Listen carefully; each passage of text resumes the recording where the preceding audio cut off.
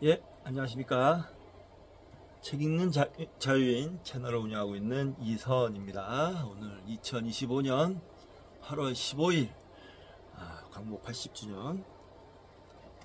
오늘은 금요일 연휴 첫날입니다. 지금 시각은 2시 3분입니다. 정견이 녀석이 또 나갔네. 예, 저는 오전에 코스모스 갈색원의 코스모스를 2시간 정도 미디어북을 했죠. 좀 길게 했어요. 오래 서 있어서 다리가 좀 아픈데, 밥 먹고 그 다음에 잠시 쉬었다가 또 자리에 앉았습니다. 오늘 6시부터 야구가 있거든요. LG 트윈스 야구 보면서 오늘도 필사를 할 예정이기 때문에 부지런히 해야 되겠습니다. 저는 이번 시간 추계시대 미디어북을 한 다음에 런닝머신을 좀 탈 생각입니다. 런닝머신 타면서 영화를 한 편 볼까 하고 있습니다. 자, 추계시대 미디어북 오늘 이번 시간 하기 전에 또 책 한 권 소개시켜드리도록 하겠습니다. 자, 돈의 물리학. 돈이 움직이는 방향과 속도를 예측하다. 제임스 오원 웨더홀 지음, 이충호 옮김, 비즈니스 맵 출판사에서 나왔습니다. 눈에 띄는 것이 이충호 옮김 이렇게 되어 있네요. 이 책은 이제 책 쇼핑을 하다가 중고책 헌책으로 샀는데 평가가 아주 좋더라고요. 또 게다가 이충호 선생님이 옮긴 책이라, 이충호 선생님은 아주 유명한 번역가거든요. 그래서 신뢰가 가서 결정을 하게 됐습니다. 제가 전에 돈의 철학을 미디어북을 한 적이 있죠. 그때 이후로 돈의 철학이 좀 맺혀 있었던 것 같아요. 그때 딱히 그렇게 돈을 주제로 책을 읽었지만, 돈을 주제로 한 책을 읽었지만 그다지 경제 IQ가, 경제 지능이 뭐 늘어났다거나 그런 생각이 좀 들진 않아요. 그 책에 대해서 비판도 좀 많이 했고 그랬기 때문에 좀 어설픈 책이었어요, 사실. 지금 생각해보면. 그래서 다른 돈에 대한 책들을 좀 몇 권 더 골라봤는데, 대부분 이제 외국 사람들이, 외국 학자들이나 저널리스트들이 쓴 책들을 지금 현재 많이 사놨습니다. 전 시간에 돈의 심리학도 제가 소개시켜 드린 적이 있었죠. 또 여러 가지 책들이 있는데, 기회가 되면 돈에 대한 책 한 권을 또 한번 읽어보겠습니다. 어떤 책을 고를지는 좀 더 신중하게 접근을 한번 해보도록 하겠습니다. 그때 돈의 철학 할 때 그래도 조회수는 그게 좀 잘 나왔어요. 돈의 철학이 왜 잘 나왔는지는 잘 모르겠습니다. 그때 좀 책 읽으면서 비판을 좀 많이, 제가 많은 얘기를 했는데 그것 때문인지, 아니면 돈이라는 주제가 아무래도 많은 사람들을 관심을 끌게 된 것인지 자세히는 모르겠습니다만, 어찌됐건 그때 조회수가 꽤 잘 나와서 그건 좋았습니다. 자, 이번 시간 얼굴에 좀 날씨가 더워서 그런지 벌써 또 얼굴에 기름기가 잘잘잘 흐르는데요. 세수하긴 좀 뭐하고 물티슈로 닦고 미디어북을 시작하겠습니다. 이제 추계시대가 얼마 남지 않았어요. 요번 장을 읽으면, 이게 요번 장이 9장의 마지막 장이고요. 10 그 다음이 이제 10장 마지막 장인데 10장이 요번 연휴 때 다 읽게 됐으면 좋겠습니다. 장담은 할 수 없지만 자 시작하도록 하겠습니다. 603쪽 바그바드 기타 추구이 시대 마지막 위대한 노래.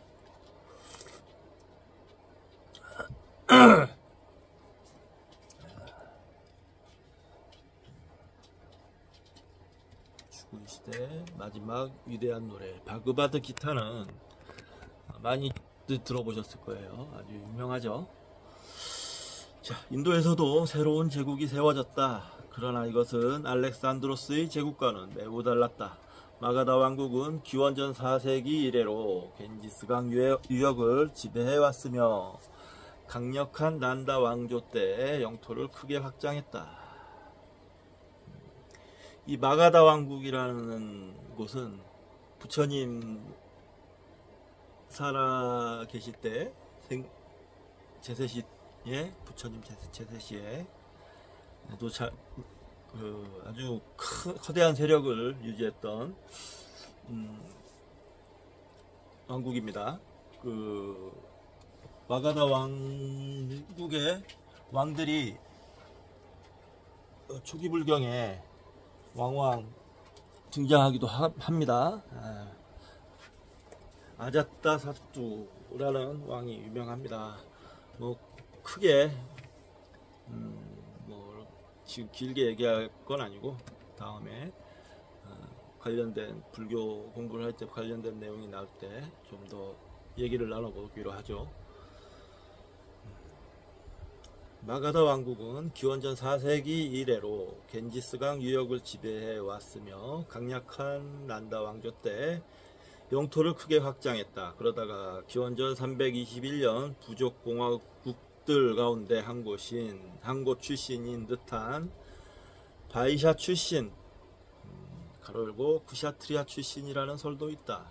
의 찬드라굽타 마우리아 기원전 349년에서 298년 리아가 왕자를 차지했다. 그는 그리스인이 떠나 권력 공백 상태가 된 펀자브에 이미 권력 기지를 구축해 놓고 있었다. 우리는 그의 통치나 군서 원정에 관해서는 아는 것이 거의 없지만 마우리아 제국은 벵골로부터 아프가니스탄으로 확장되었으며 그 뒤로 참드라굽타는 인도 중부와 남부로 뚫고 들어갔다. 마우리아 황제들은 주변국의 부족국가 출신이었기 때문에 베다 종교와는 강력한 연계가 없었으며 비정통적인 교파에 더 관심이 많았다. 찬드라굽타 자신은 자이나교를 좋아하여 자이나교도들은 그의 군대를 따라다니다 남부에 자리를 잡았다. 그의 아들 빈두사라 마우리아는 아지비카교를 장려했으며 기원전 268년에 왕자를 물려받은 3대 황제의 아소카는 불교의 후원자가 되었고 그의 형제인 비타쇼카는 아예 불교 승려가 되었다. 팔리어 자료들은 아소카가 개종 전에는 잔혹하고 자기방종적인 통치자였으며 왕자에 오른 것도 다른 형제들을 죽인 결과라고 주장한다. 그는 왕자에 오를 때 데바남피아, 즉 신들의 사랑을 받는 자라는 칭호를 얻었으며 계속 새로운 영토를 정복하다가 심각한 충격을 받게 되었다. 기원전 260년 마우리아 군대는 현대의 오리사에 해당하는 칼링가 왕국을 정복했다. 아소카는 칙령에 자신의 승리를 기록하고 그 내용을 육중한 바위면에 새기기도 했다. 그러나 자신의 군사 전략에 관해서는 아무 이야기도 하지 않았다. 또 승리를 축하하는 대신 비극적인 수의 사상자 이야기를 길게 했다. 전투에서는 칼링가 병사 10만 명이 죽었다. 그 수의 몇 배가 그 뒤에 부상과 굶주림으로 죽었으며 칼링가인 15만 명이 포로로 잡혔다. 아소카는 그런 고난의 광경에 참담한 심정이었다. 그는 신들의 사랑을 받는 자가 양심의 가책을 느낀다고 말했다. 독립국가를 정복할 때, 인용입니다. 독립국가를 정복할 때 학살, 죽음, 추방은 대반한 피아에게 무척 슬픈 일이며 그의 마음을 무겁게 짓누른다. 운 좋게 피한 사람들, 그 사랑이 줄지 않는 자들조차 친구들, 친지들, 동료들, 친척들의 불행 때문에 괴로워한다. 오늘 칼린가가 합병될 때 죽임을 당하거나 죽거나 추방을 당한 사람들 가운데 100분의 1 또는 1000분의 1이 비슷한 고통을 겪는다 해도 그것은 데바남피아의 마음을 무겁게 짓누를 것이다.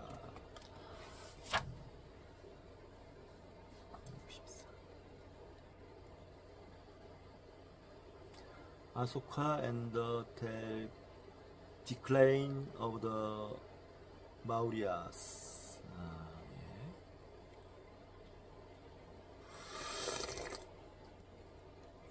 옥스포드 출판사의 1961년.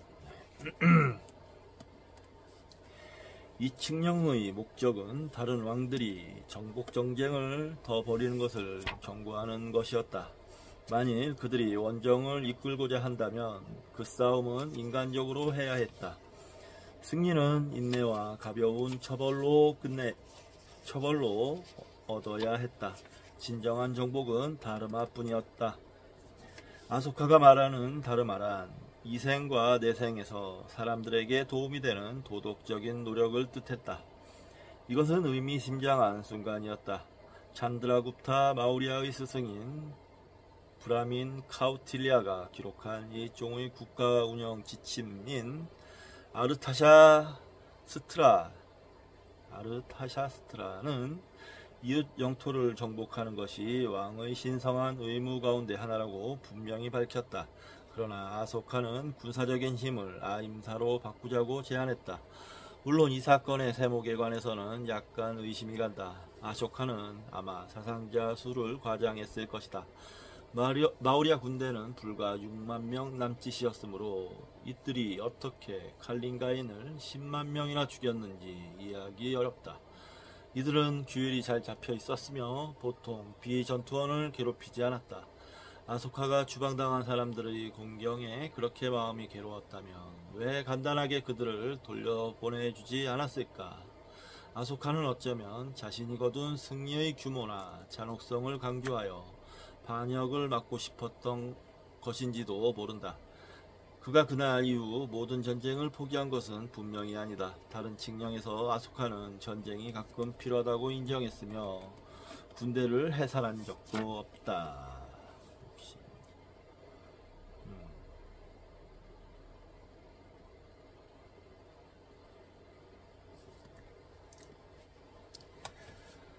그러나 어쩌면 이것은 너무 많은 것을 기대하는 것인지도 모른다. 아소카가 칼린가에서 폭력과 고통에 진짜로 충격을 받았고 다르마에 기초한 정책을 도입하려고 노력한 것은 분명하기 때문이다.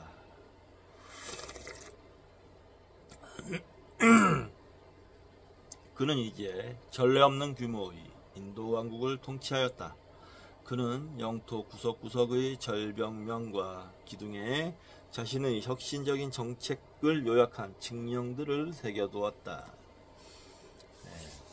여기 주표시가 있습니다. 아소카 왕의 칙령. 아소카 왕은 기원전 260년경 수많은 사상자를 낸 칼린가 전투를 치른 뒤 심에 의한 지배가 아니라 다르마에 바탕을 둔 정치를 하기로 결심했다. 다르마란 합리적이고 올바른 윤리이자 붓다의 가르침이었다. 아소카는 다르마의 의미와 법칙, 통치 이념을 인도 각지에 널리 알리기 위해 바위를 갈아 평평하게 만든 면이나 거대한 돌기둥에 칙령을 새겨 넣도록 했다. 칙령은 가정과 사회제도, 통치 전반에 적용될 것이었는데 관용과 자비를 실천하는 것이 기본 정신이었다. 기록에 따르면 181개의 칙령 비문이 있었다고 하는데 현재까지 약 60여 개가 발견되었다. 저 인도에 갔을 때 아소카 왕의 칙령을 세우는 기둥,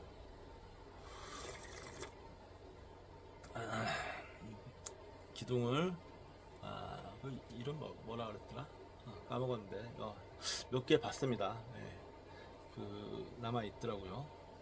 근데 많은 숫자들이 파괴되었다고 해요. 언제? 이슬람이 인도를 점령했을 때.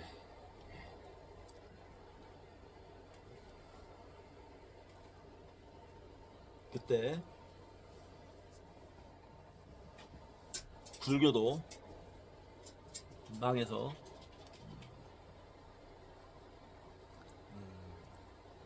애석하게도 인도에서 자취를 감추게 됩니다.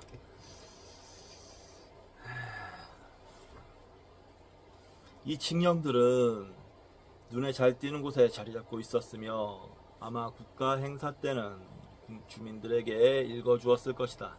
반려로 기록되고 동물 형태나 바퀴 같은 불교의 모티브들이 새겨진 이 칙령은 모두 신들의 사랑을 받는 자는 이렇게 말한다 라는 말로 시작하여 비폭력과 도덕적 개혁이라는 인간적 윤리를 설교한다.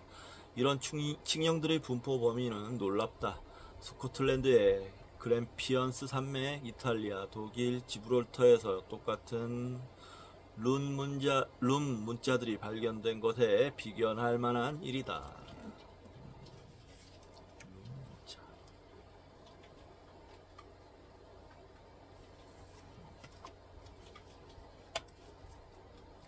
룬 문자 어디서 좀 봤던 것 같은데,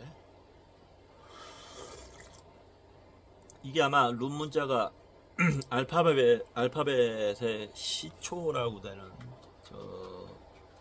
지금의 그 우크라이나 정도 지역에서 를 중심으로 한 말과 관련된, 그러니까 따그닥따그닥 타는 말, 그런 거 제가 한번 전에 읽었었던 것 같은데요.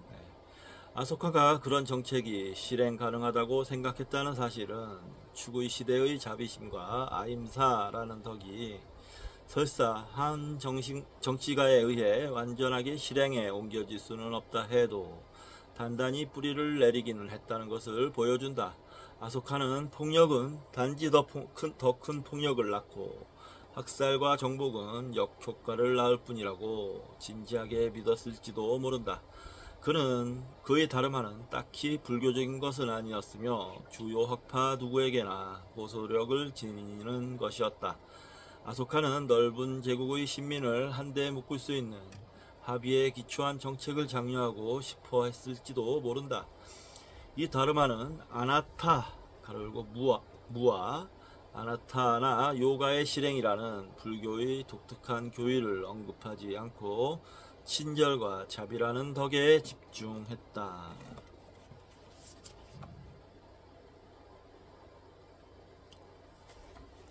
다르마의 선물. 다르마를 나누는 것에 비길 만한 선물은 없다. 아소카는 제11 주요 바위 칙령에 그렇게 썼다. 인용입니다. 이것은 노예와 하인을 향한 선한 행동, 어머니와 아버지에 대한 복종, 친구, 친지, 친척, 그리고 출가자와 브라민들에 대한 관용, 생물을 죽이는 일의 자제로 이루어진다. 아버지, 아들, 형제, 주인, 친구, 친지, 친척, 이웃은 이것이 좋다, 우리는 이것을 할 것이다 하고 말해야 한다. 이렇게 함으로써 이 세상에서는 이득이 생기며 다음 세상에서는 다르마의 선물로 무한한 상을 받는다.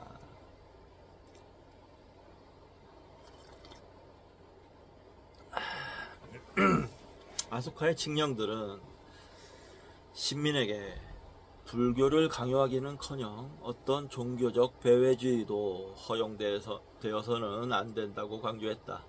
베다 체계를 거부한 출가자만이 아니라 브라민도 존중해야 한다.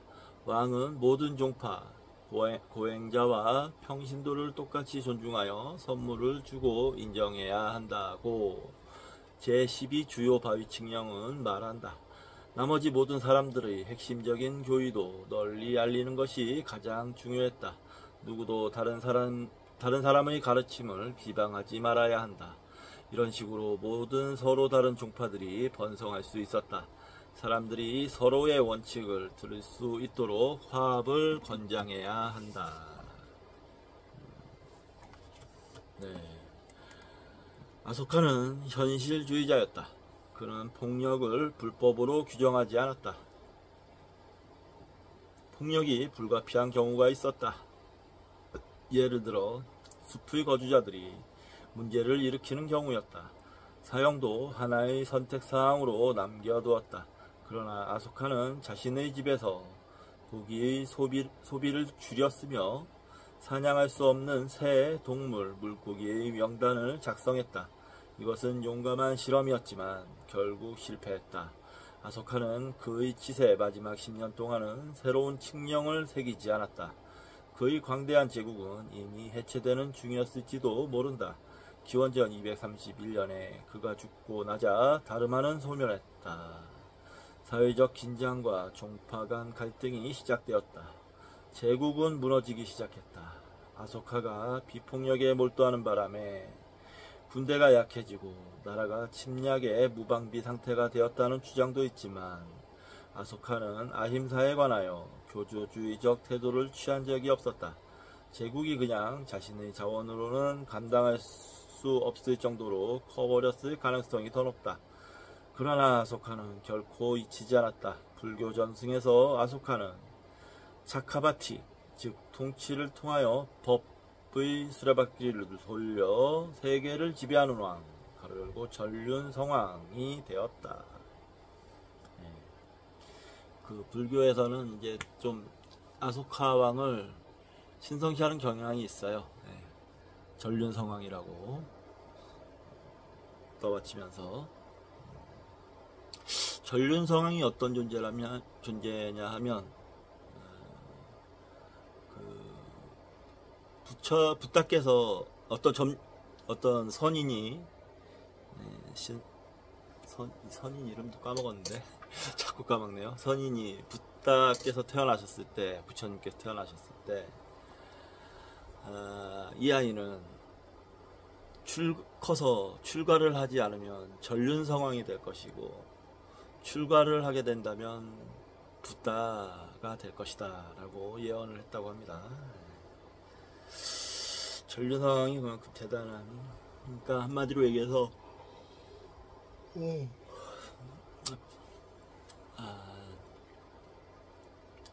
불교에선 세간과 출세간이 있잖아요. 출세간은 이제 깨달음을 얻기 위해 세상을 등지는 것이고, 세간은 이제 세상 속에서 살아가는 건데, 세간에서 얻을 수 있는 최고의 위치가 전륜성왕인 거예요. 그러니까 훗날 시크교의 건립자인 구루 나네크나 마하트마 간디 같은 후세의 지도자들은 종파적이고 사회적인 분열을 넘어서는 화합과 통일의 이상을 부활시킨다. 아소카가 죽은 뒤 인도는 암흑시대에 들어섰다. 많은 문건이 남아있기는 하지만 정치적으로 불안정한 이 수백 년 동안 나타났다 사라진 왕국과 왕조에 관한 믿을만한 정보는 거의 없다. 이런 불안정은 서기 320년 구타 왕조가 등장할 때까지 이어졌다. 그러나 우리는 인도가 이 기간에 중요한 영적 변화를 겪었다는 것을 알고 있다. 이 시기에 인도의 종교는 유신론적으로 변했으며 사람들은 인격신을 발견했다. 신들의 역할을 과감하게 축소한 베다와 출가자들의 건실하고 반우상적인 신앙은 화려하게 채색한 신전, 다채로운 행렬, 대중적인 순례, 수많은 이국적 신상 숭배라는 힌두교의 화려한 쇼에 자리를 내주었다.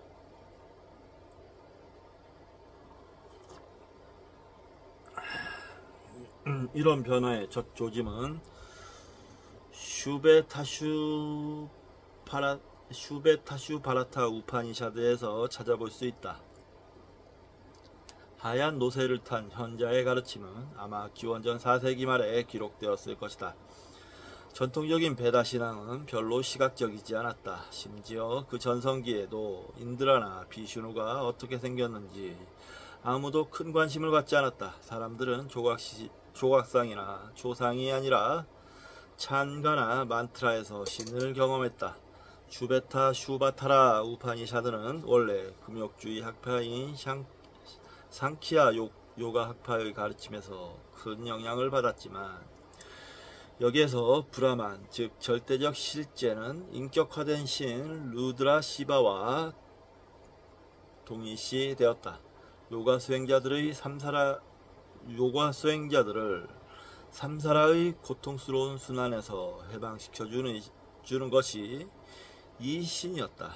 깨달음을 얻은 요가 수행자가 이 목샤를 성취하면 자기 내부에서 신을 보게 된다.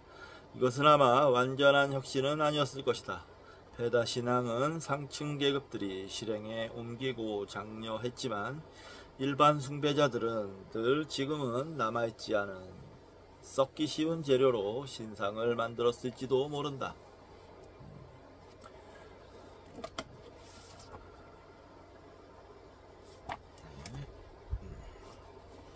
죽의 시대가 끝나갈 무렵 인더스 문명 시절부터 계속 존재해 왔을지도 모르는 이 대중적인 신앙은 현자들의 세련된 관행과 융합하기 시작했다. 리그베다에서 루드라는 주변적인 신이었다. 그러나 이제 토착신 시바와 합쳐지면서 브라만의 인격적 구현체이자 우주의 주인으로서 전면에 나서서 요가를 실행하는 숭배자들에게 자신을 알렸다. 요가 수행자들은 자연과 자아, 그리고 아트만의 통치자인 이 신과 하나가 될 때에만 삼사라의 굴레에서 벗어날 수 있었다. 그는 신을 알게 되자 모든 족쇄로부터 해방되었다. 신에 관해 명상하고 신을 향해 나아가고 결국에는 신과 같은 존재가 됨으로써 모든 망상이 사라진다. 모든 장애는 쓰러지고 죽음을 맞이하는 순간에 자아는 루드라 신과 뗄 수 없이 결합한다.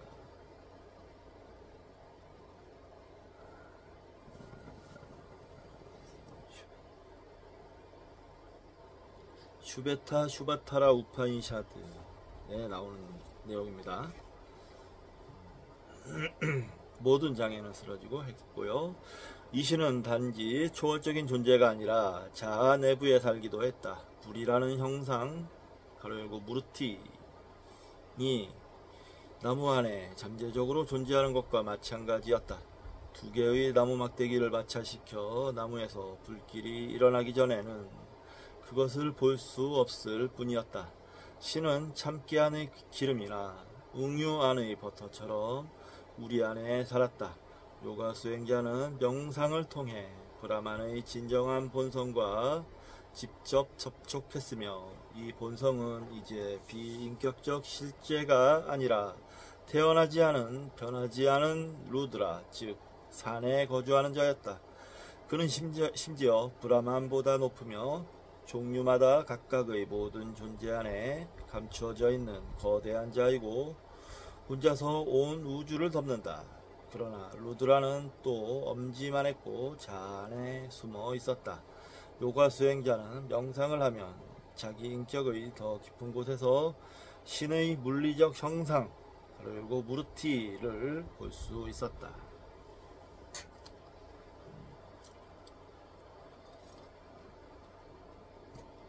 인도인들의 그 종교적 상상은 계속됐군요. 이런 현상을 이제 메타라고 하는데, 어떤 가장 높은 게 있으면 그것보다 더 높은 거를 설정하는 거예요. 계속 설정하는, 이런 식으로 나아가는 거죠. 슈베타 슈바라타 우파니샤드는 일관적 유신론적 전망을 수립하기 위해 수많은 영성에 의지했다. 브라만과 아트만의 동일성이라는 우파니샤드의 개념, 재생과 목샤라는 개념, 또 샹키와 요가, 신성한 음절인 오음을 읊조리는 관행 등이 그 예이다. 슈베타, 슈바라타, 우파니샤드는 이 모든 비유신론적 학파들을 창조주 신이라는 이미지와 결합했다. 훗날의 고전적 힌두교에서 이런 종합은 새로운 신학을 낳으며 이 신학은 루드라 시바만이 아니라 모든 신에게 적용될 수 있었다. 어떤 신의 구체적인 정체성보다도 영상을 통해 어떤 신에게 접근할 수 있게 되었다는 사실이 더 중요했다.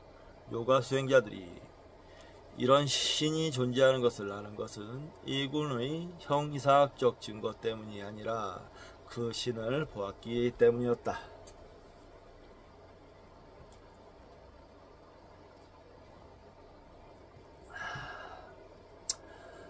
슈베타 슈바라타 우파니샤드의 맨 마지막 절에서 우리는 중요하고 새로운 단어와 만난다. 이 우파니샤드는 그것이 묘사하는 해방이 신을 향하여 가장 깊은 사랑, 그리고 바크티를 품고 스승을 향하여 똑같은 사랑을 보여주는 사람에게만 빛이 날 것이라고 말한다. 종교적 혁명이 시작된 것이다. 우파니샤드와 세상에서 물러난 금욕주의자의 난해한 신비주의에서 배제되었다고 느끼던 사람들은 그들의 삶의 방식에 어울리는 영성을 창조하기 시작했다.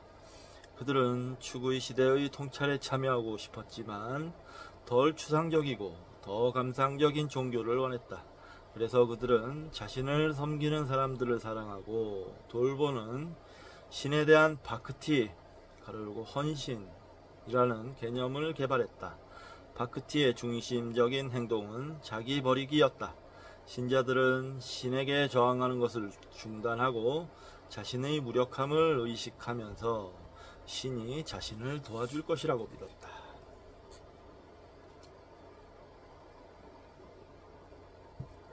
이게 절대신, 유일신을 상정하면 사람들에게 나타나는 현상입니다. 어떤 초강력한 존재가 있으면 자연스럽게 자신은 낮춰지는 거예요. 기독교에서는 양떼가 되지 않습니까? 멀쩡한 사람들이. 마찬가지 현상인 겁니다. 이게 바르게 본 것인가 하면 불교에서는 또 그렇지 않다라고 얘기합니다. 이마저도 상인 거죠. 상, 한마디로. 색수상 행식 모두 공하다고 불교에서는 설하고 있죠. 바크티라는 말은 복잡하다. 어떤 학자들은 이 말이 분리라는 뜻에서 바리지에서 나왔다고 생각한다. 사람들이 자신과 신성한 존재 사이에 간극을 의식하게 되었으며 동시에 그들이 선택한 신 또한 서서히 자신이 창조한 우주에 거리를 두고 사람들과 인격 대 인격으로 대면하게 되었다는 것이다. 또 어떤 학자들은 그 말이 바지, 가르고 함께 나눈다, 참여한다 와 관련이 있다고 본다. 슈베타 슈바라타라 우파니샤드의 요가 수행자가 루드라 신과 하나가 되었다는 것이 그 예라는 것이다. 이 단계에서 바크티는 아직 유학이었다. 핵심적인 텍스트는 바가바드 기타인데 어떤 학자들 말에 따르면 이것은 기원전 3세기 말에 기록되었다. 바가바드 기타는 슈베타 슈바라타 우파니샤드의 신학을 발전시켜 그것을 새로운 방향으로 이끌고 가는데 이것은 암흑시대에 등장한 한 힌두 영성에 깊은 영향을 주었다.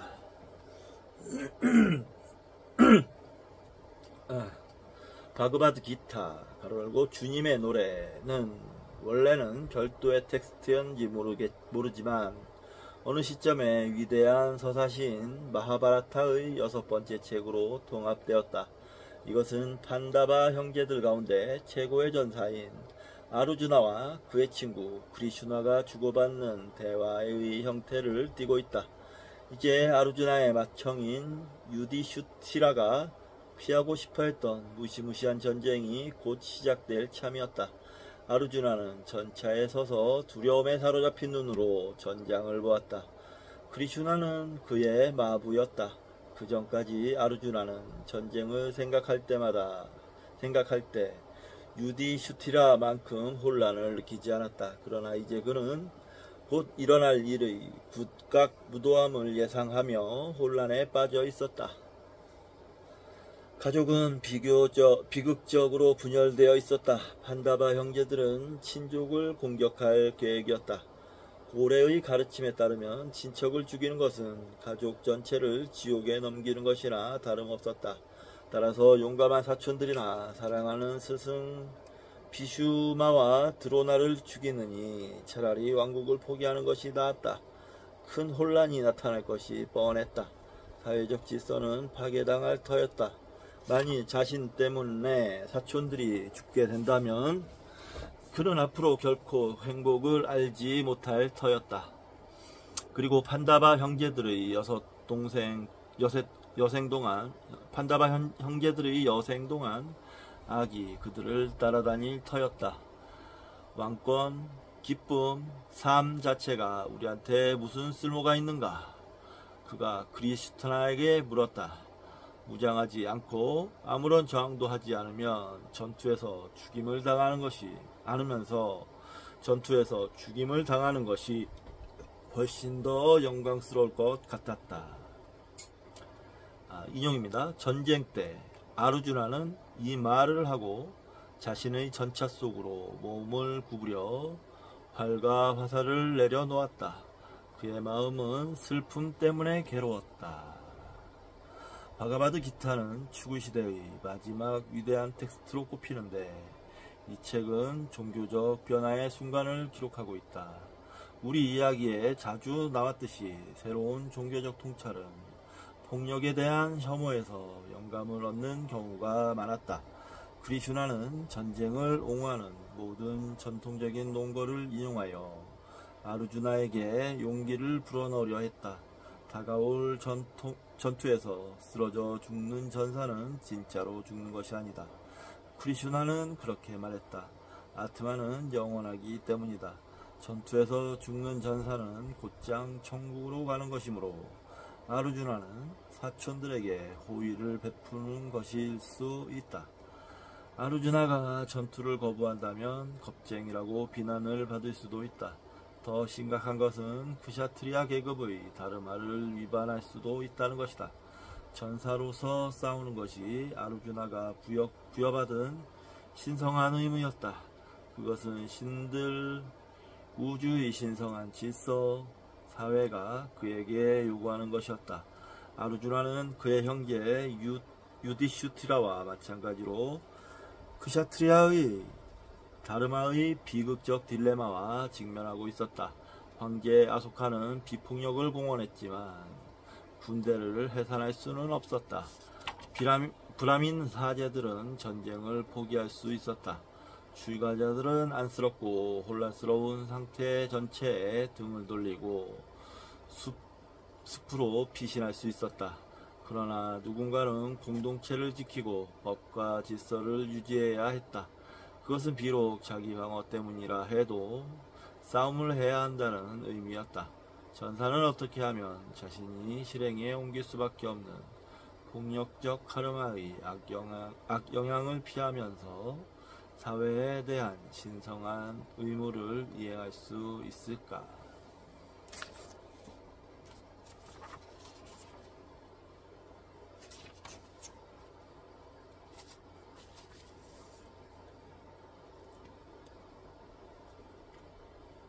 아르주나는 크리슈나의 첫 번째 논거들에는 별다른 감정을 받지 않았다.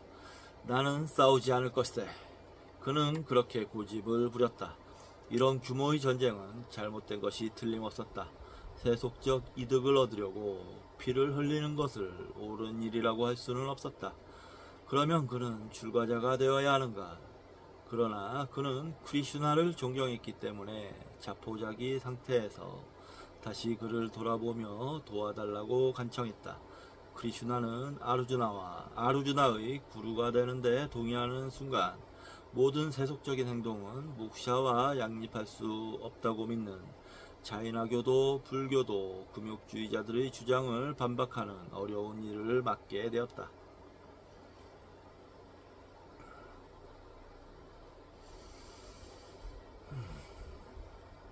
그런 주장은 곧 대다수 사람들에게는 구원의 희망이 없다는 뜻이었다.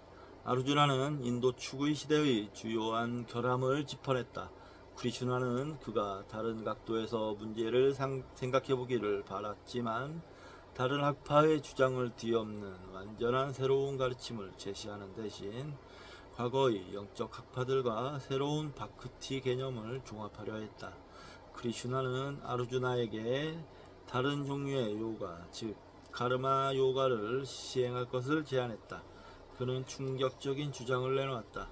목숨을 빼앗는 전투를 하는 전사도 목샤를 얻을 수 있다는 것이었다. 목샤를 얻으려면 전사는 자신의 행동의 결과, 이 경우에는 전투 그리고 친족의 죽음으로부터 자신을 분리해야 했다.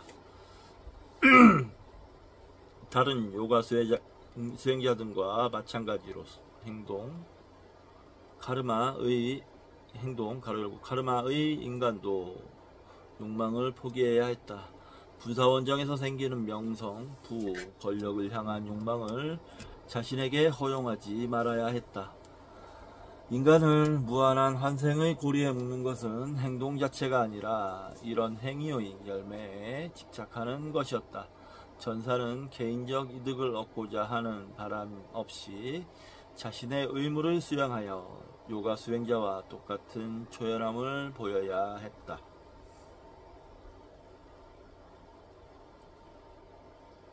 인용입니다. 행동의 결과가 아니라 행동 그 자체에 집중하라.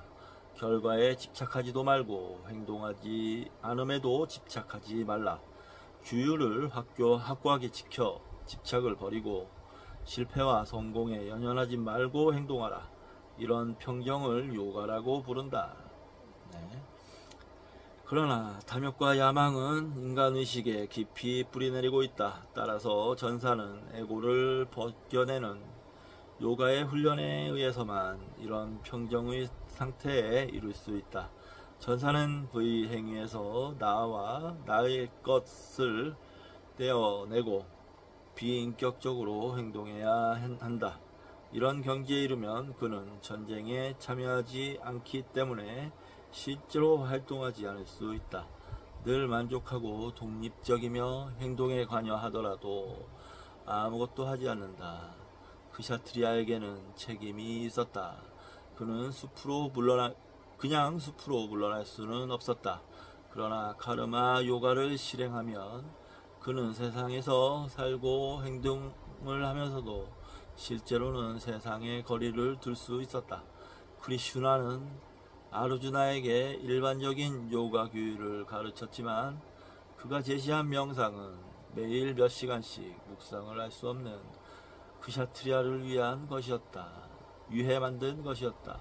직업적인 금욕주의자들을 위한 더 부담스러운 형식의 명상이 있었지만 카르마 요가는 세속적인 의무가 있는 남자나 여자도 실행할 수 있었다. 전통적인 요가는 신을 중심에 둔 적이 없었지만 카르마 요가는 그렇게 했다. 슈바타라 우파니샤드는 요가 수행자가 루드라 시바에게 초점을 맞추라고 했지만 크리슈나는 아르주나에게 비슈누에 관하여 명상을 해야 한다고 말했다. 크리슈나는 또 아르주나가 놀랄 만한 말을 했다. 크리슈나는 자신이 비슈누의 아들일 뿐 아니라 사실은 인간의 형태를 가진 신이라고 설명한 것이다.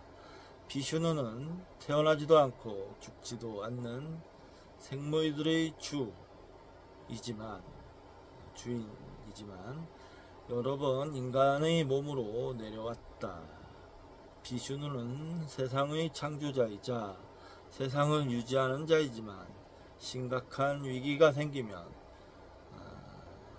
신성한 의무의 이행을 신성한 의무와 이행을 찾아보기 힘들고 신성한 의무의 이행을 찾아보기 힘들고 혼돈이 지배할 것이다. 스스로 자신을 위한 지상의 형태를 창조하여 세상에 왔다.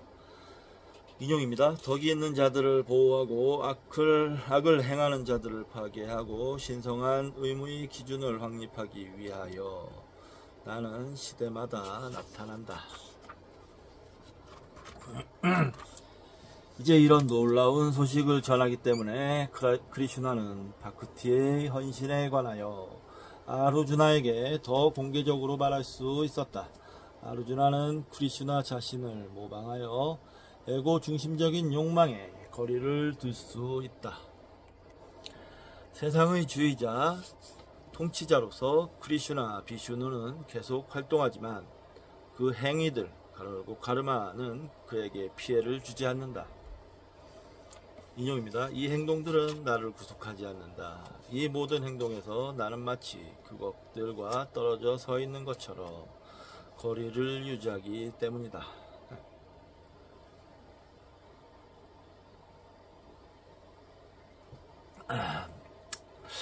이 인과관계에서 벗어나겠다라는 뜻인데 과연 그렇죠? 하지만 아르주나는 크리슈나를 모방하고 싶다면 신성의 본질을 이해해야 한다. 크리슈나 비슈누를 진정으로 있는 그대로 보아야만 하는 것이다. 크리슈나는 바로 그곳 전장에서 아르주나에게 자신의 신성한 본질을 드러냈고 아르주나는 친구의 영원한 형체를 보고 깜짝 놀라 두려움에 사로잡혔다. 바로 그가 모든 존재가 돌아가야 할 창조자이자 파괴자 비슈누 신이었기 때문이다. 그는 크리슈나가 신성한 광채에 의해 형상이 바뀌는 것을 보았다. 그 광채는 전 우주를 끌어안고 있었다. 나는 당신의 몸에서 신들을 봅니다. 아르주나는 그렇게 소리쳤다. 인용입니다. 나는 어디에서나 당신의 가없는 형상을 봅니다. 수없이 많은 팔, 입, 배, 눈을 봅니다. 만물의 주여, 나는 당신 전체의 끝을 또는 중간이나 시작을 보지 못합니다.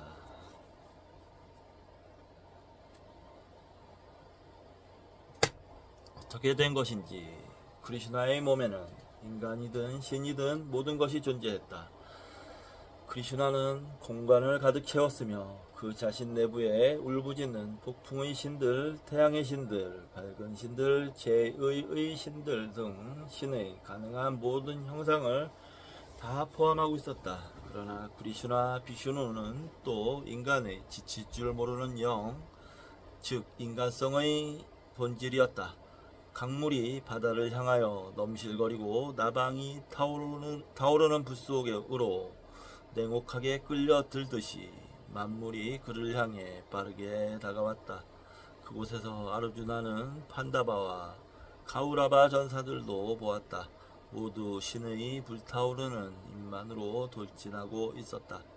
아르주나는 그동안 크리슈나를 완전히 안다고 생각해왔는데 이제 놀라서 당신은 누구입니까? 하고 외쳤다. 나는 늙은 시간이다. 크리슈나는 그렇게 대답했다. 세상을 움직이고 또 없애는 시간이라는 뜻이었다. 크리슈나 비슈누는 영원하다. 역사적 과정을 초월한다. 크리슈나 비슈누는 파괴자로서 전선의 정렬에 있는 것처럼 보이는 군대를 이미 없애버렸다. 물론 아리주나의 인간적 관점에서는 싸움은 아직 시작도 안했다. 그러나 결과는 이미 확장되었고 바꿀 수 없었다. 우주가 계속 존재하려면 하나의 시대에 다음 시대가 이어져야 했다. 판다바와 카우라바의 전쟁은 영웅시대를 끝내고 새로운 역사적 시대를 열었다. 크리슈나가 아르주나에게 말했다. 너가 없다 해도 서로 싸우려고 늘어선 이 모든 전사들은 존재하지 않게 될 것이다.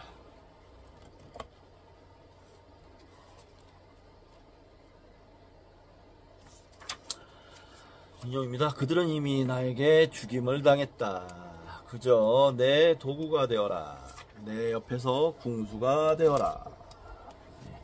따라서 아르주나는 전투에 참여하여 세상의 다르마를 회복하는 과정에서 자신에게 맡겨진 역할을 해야 했다. 이것은 당혹스러운 전망이었다.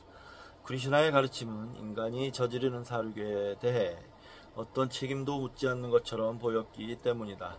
너무나 많은 정치가와 전사들이 자신은 단지 운명의 도구라고 주장하며 이 주장을 이용해 무시무시한 행동을 정당화했다.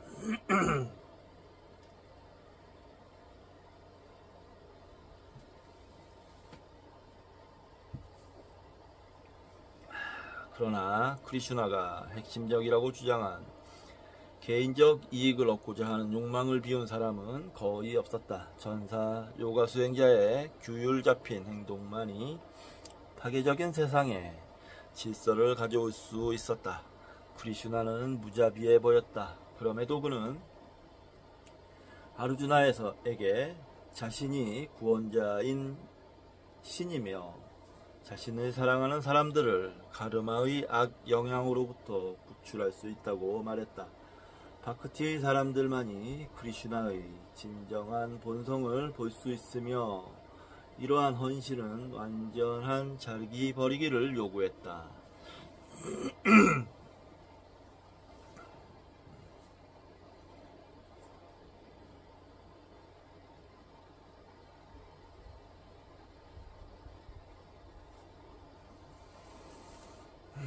네, 인용입니다. 오직 나를 위해 행동하고 나에게 집중하라. 애착에서 해방되고 어떤 생물도 적대하지 마라. 아르주나, 헌신의 인간은 나에게 올 수 있다. 거리두기와 무관심은 신과 결합하기 위한 첫걸음이며 신은 삶의 모든 고난으로부터 인간을 구할 수 있었다. 바가바드 기타는 아마 어떤 인도 경전보다도 큰 영향력을 발휘해 왔을 것이다. 접근하기 쉽다는 것이야말로 큰 장점이다. 다른 영성들은 소수의 재능이 있고 영웅적인 금욕주의자들만 구원을 얻을 수 있다고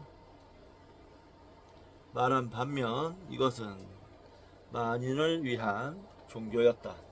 자신의 삶을 요가에 바칠 시간이나 재능이 있는 사람은 거의 없었다.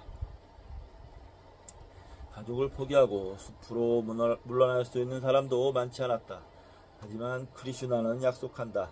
나에게 의지한다면 여자 바이샤 수드라 심지어 악의 자궁에서 태어난 자들도 가장 높은 길에 이를 수 있다. 누구나 신을 사랑하고 모방할 수 있으며 일상생활의 일반적 의무를 이행하면서도 자기중심주의를 넘어설 수 있었다. 다르마 때문에 살인을 해야 하는 전사조차 카르마 요가를 실행할 수 있었다. 크리슈나는 이 위대한 현현 뒤에 물질 세계 전체가 인간들이 깨달음을 얻고자 투쟁하는 전장이며 그 무기는 초연한 태도, 겸손, 비폭력, 정직성, 자제라고 설명했다. 바가바드 기타는 추구의 시대의 영성을 부정한 것이 아니라 모든 사람들이 그것을 실행에 옮기는 것을 가능하게 해 주었다. 네, 다 읽었습니다. 이 바가바드 기타가 아무래도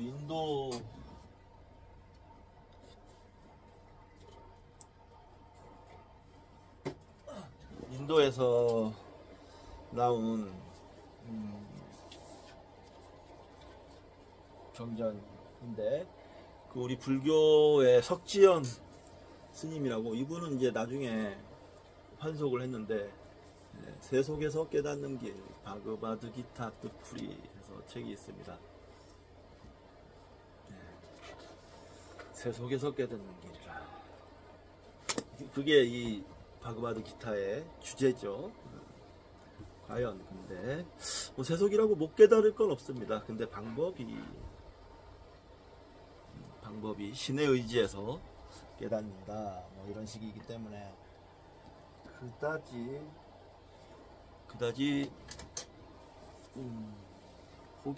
호감이 가지는 않습니다. 저 같은 경우는. 네. 예, 아이고, 오늘 벌써 3시간을 책을 읽었더니 조금 피곤하네요. 이제 9장 끝냈고요. 마지막 10장 남았습니다. 10장이 약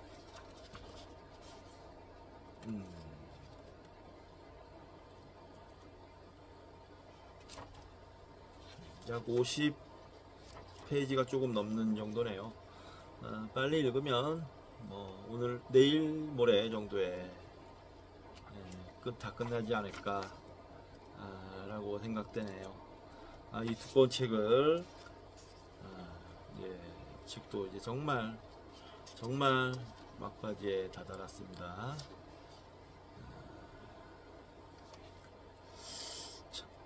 다 읽게 되면 왠지 감회가 새로울 것 같아요. 감회가 새로울 것 같습니다.